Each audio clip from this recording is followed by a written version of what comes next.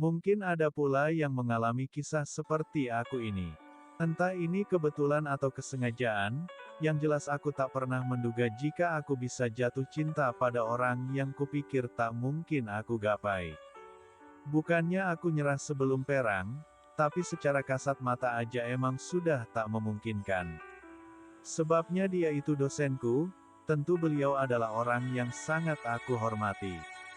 Tapi nyatanya, ia malah merespon dengan baik, dilanjut menjalin hubungan, bahkan akhirnya bisa menyatukan jiwa dan raga. Ngunduh madu sedana, bukti kalau rasa suka itu sudah begitu menjalar kemana-mana. Nah, bagaimana kisahnya? Yuk simak sampai tuntas ceritanya. Sama itu bukan berarti harus bersama. Iya kan? Karena dalam hal tertentu, Jastu yang dicari itu hal yang berbeda. Biar hidup ini lebih berwarna, gak monoton dan membosankan. Namaku Naufal, umur 23 tahun, status masih lajang. Mahasiswa tingkat akhir di salah satu PTN di Surabaya. Rumahku sendiri di sebuah desa, yang suhu udaranya sangat dingin, karena emang berada di lereng pegunungan. Jadi, ceritanya itu di kampusku ada dosen baru. Maksudku dosen yang memberi mata kuliah yang baru aku tempuh. Dia dosen manajemen akuntansi. Namanya Bu Andini. Aku biasa memanggilnya Bu Dini. Beliau masih muda, sekitar 30 tahun usianya. Aku panggil Bu Dini, karena ia memiliki sesuatu yang sangat menarik. Kalau wajahnya hanya biasa-biasa saja, pasti aku panggil Bu Andi. Karena yang ini punya wajah yang cantiknya kebangetan, maka aku panggil Bu Dini. Maksudku biar ada perbedaan yang biasa dengan yang istimewa GTU. Bahkan ada juga temanku yang mengartikan kalau Dini itu kepanjangannya, diam-diam ingin dinikmati. Aku mah cuma senyum aja dengernya, tapi kupikir ada benarnya juga tuh. Gini, aku tuh gak pernah tahu dengan perasaanku sendiri. Entah GR atau apa, pokoknya bingung abis gitu. Heran, bagaimana bisa aku jatuh cinta sama Bu Dini? Aku gak tahu gimana gejala awalnya, tapi tiba-tiba saja aku makin merasa suka gitu, dan pingin bisa sering ketemu. Kalau masalah cinta sih, normal-normal saja. Wajar kan? Aku cowok normal, dan Bu Dini juga cewek normal pula. Yang gak normal itu kalau aku suka sama Pak Ratam Jukir di kampusku. Tapi, yang jadi masalah itu bukan normal gak normal, melainkan etis gak etis, arena status kami yang amat berbeda. Aku ini seorang mahasiswa, sedang Bu Dini itu dosenku. Inilah yang jadi persoalan serius. Seperti ada pembatas yang membentang di antara kami. Fatalnya lagi, bahkan yang paling riskan itu, Bu Dini sudah punya suami. Itu kan sama saja aku mau pasang penyakit, yang bisa menggerogoti dan menghabisiku setiap saat. Tapi gak ngangka, dan begitu sulit dipercaya, ketika aku utarakan perasaanku dengan bahasa selengekan, karena aku emang terkenal anak urakan, tapi kok malah direspon secara serius oleh Bu Dini. Tentu, awalnya aku gak percaya kalau Bu Dini suka juga sama aku. Jelas, bagiku, ini seperti mimpi. Mustahil banget gitu loh. Sebab Bu Dini itu aku anggap manusia setengah bidadari. Kok bisa-bisanya suka sama aku? Kayaknya gak mungkin gitu. Tapi ini bukan mimpi. Ini real dan nyata. Mungkin ada yang pernah ngalamin, suka sama orang yang dianggap istimewa dan sudah yakin cintanya bertepuk sebelah tangan, tapi ternyata si dia malah menerima. Pasti keadaan perasaanku berbunga-bunga, bersyukur, gembira, dan sangat bahagialah pokoknya. Bu Dini itu urfek banget orangnya. Yang paling aku suka itu matanya yang berbulu lentik. Nampak seperti ber cahaya. Bu, kataku, ketika kami kali pertama bertemu berdua di sebuah kafe yang ada di tengah sawah, di pinggiran kota. Lia, jawabnya. Emang Bu Dini gak cinta sama suaminya? Tanyaku tiba-tiba begitu. Ya cintalah. Jawabnya singkat. Tapi kok mau nerima cintaku? Tanyaku lagi. Ya karena aku cinta sama kamu, boleh kan? Kok bisa gitu ya? Kataku. Nyatanya bisa tuh. Berarti cinta itu jelek ya?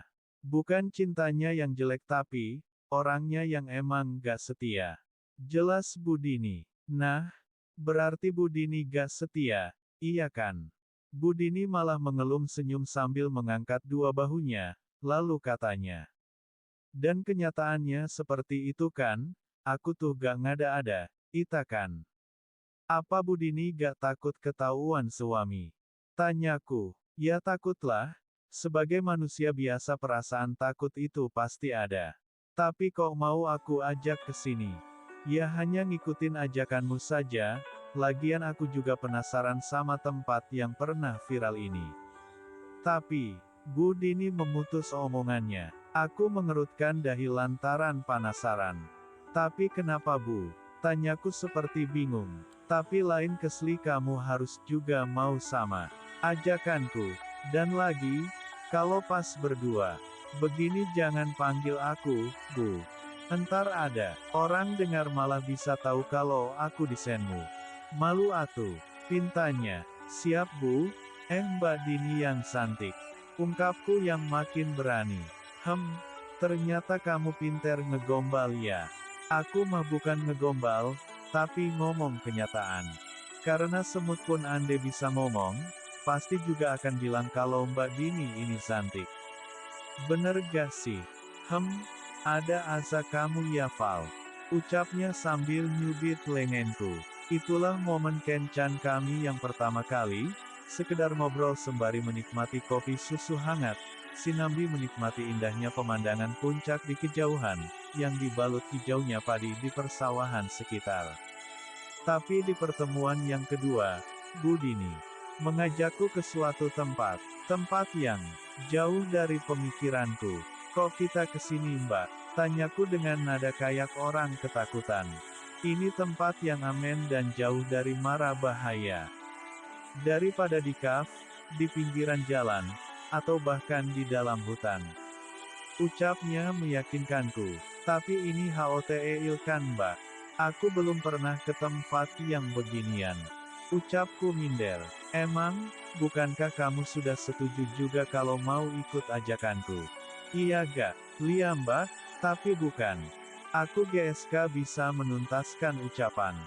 Jari telunjuk Mbak Dini sudah menutup. Di depan Hulutsku. Lalu dia berkata, kalau kamu sudah berani masuk ke dalam urusan orang dewasa, kamu harus bisa melakukan sesuatu yang biasa dilakukan orang dewasa pula. Bagaimana? Kamu masih yakin dengan semua ini? Atau ingin kembali menjadi anak kecil dan cengeng? Jelas Mbak Dini yang bikin kupingku panas. Waseyem tenan. Kusangka Bu Dini adalah wanita lugu, anggun, dan manis.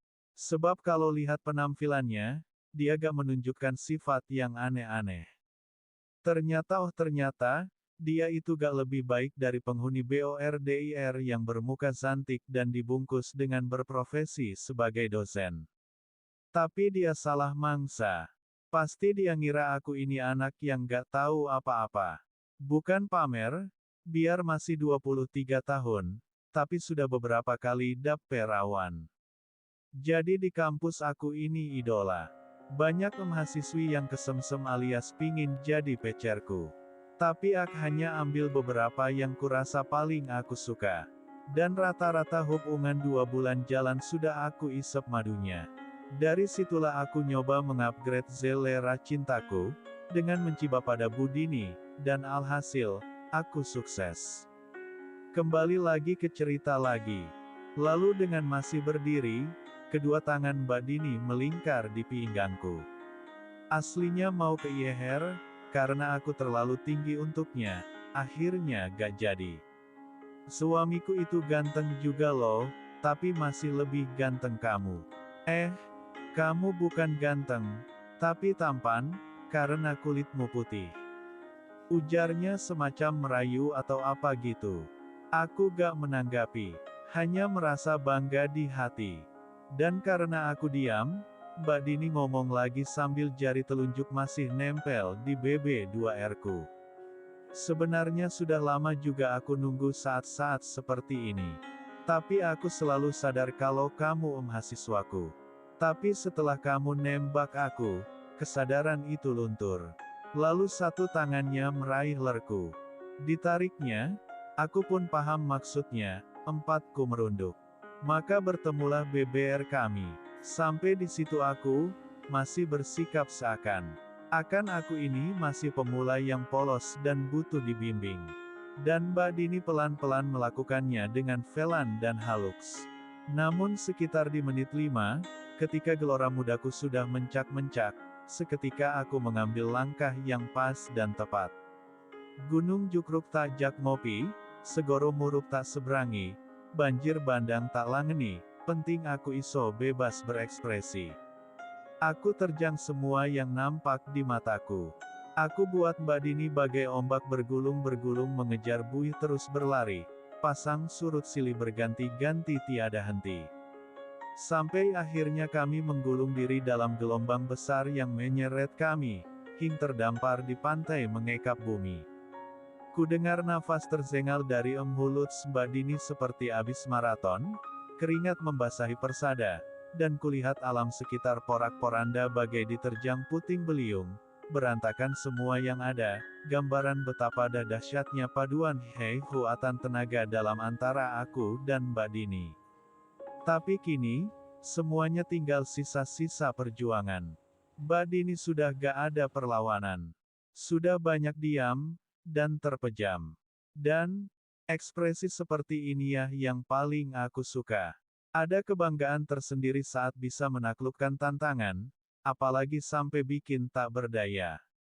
Tapi melihat keadaan Mbak Dini aku jadi merasa iba. Kondisinya begitu sangat pasrah. Mungkin dia baru sadar, baru tahu siapa aku yang sebenarnya. Tak bisa dianggap enteng, apalagi disambi dolanan HP. Ternyata kamu sudah lihai, ucap Mbak Dini di antara deru lelah ya. Masak sih Mbak? Tanyaku sok ngeles. Siapa yang ngajarin kamu? Dia tanya begitu sebagai rasa penasaran. Mungkin aku agak lemot dalam hal pelajaran di kelas, tapi untuk pelajaran seperti ini, otakku cepat ngerespon, jawabku yang disambut tawa dan cubitan kecil di pinggang. Dan selanjutnya, setelah beberapa menit istirahat, tenaga pulih dan segar kembali, dan suasana juga makin kondusif, Mbak Dini kembali bikin percikan untuk aku sambut menjadi kobaran. Lagi-lagi, kami masuk ke arena pacuan kuda kembali. Adu kebolehan dan adu strategi. Tapi kali ini bukan bagaimana agar bisa mengalahkan, tetapi lebih cenderung bagaimana agar kami sama-sama bisa masuk finish bersama-sama. Begitulah yang terjadi, sebuah cerita indah antara aku dengan Bu Dini, dosenku sendiri. Sampai detik ini kami masih berkomitmen pada janji, akan mengakhiri setelah aku lulus nanti. Entah bisa atau enggak, tapi setidaknya kami punya niat baik untuk mengakhiri. Kupikir, enak juga punya pacar seorang dosen. Apalagi ia sangat sabser dan telaten membimbingku, berkali-kali suruh mengulang manakala ia merasa membutuhkan. Tapi jujur, aku gak jadi buat skripsi. Kata Mbak Dini aku usah buat skripsi, tugasku cukup bikin hatinya senang dan bahagia, soal skripsi mah nanti pasti akan jadi dengan sendirinya. Oh ya, satu hal yang tak bisa aku lupakan, semua biaya dan tanggungan kuliahku sudah Mbak Dini beresin, padahal ortuku juga sudah ngasih untuk semua biaya kuliahku. Jadi lumayanlah, bisa buat nambah biaya kencan sama yang lain, apabila ketika suami Mbak Dini lagi ada di rumah. Iyalah, masak penyakit tetap diterjang. Sama aja buat lubang untuk diri sendiri, iya kan? Biasa, tiap masa itu mesti ada susah ada senangnya, ada sedih ada gemburanya. Tapi dengan Mbak Dini memang yang paling berkesan, karena tantangannya sangat besar, banyak seni dan kreativitasnya, dan yang paling oke itu karena aku tahu yang dia suka, demikian pula sebaliknya. Bagaimana kelanjutan nantinya? Aku juga belum ngerti endingnya. Kata Mbak Dini, setelah selesai S1 nanti aku mau disuruh lanjut nempuh S2 di tempat yang sama. Biar tetap bisa bersama saat lagi membutuhkan. Tapi aku belum mengambil keputusan, takutnya aku akan segera dipertemukan jodohku. Oke, teman-teman, Semoga seperti kembali itu, lagi di tapi jika video tidak pun kali ini aku gak dan ini masalah. saya membagikan Sebab aku gak merasa khawatir video dunia ini part akan 2 menjadi ya. sepi. Ini kelanjutan Sekian dan percakapan terima kasih. part 1.